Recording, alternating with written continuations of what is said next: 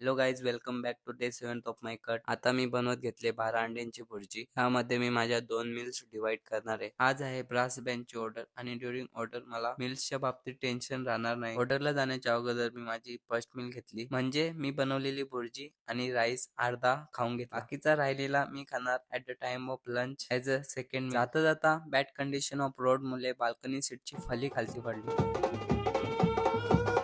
Special बँडवाल्यांसाठी सोय करून ठेवली होती. भूक खूप जास्त लागले. आता मी घेतो सेकंड मील. भाजी, पापड आणि भात इथूनच घेतला आणि मी आणलेली bhurji. Second meal is complete. घरी येता येता वाजले 8:30, कारण रस्त्याला जरा जास्तच ट्रॉफिक लागली. तर आताच थोड्या वेळापूर्वी आलो, फ्रेश झालो. आता बनवले pre workout meal, oats meal बनवले.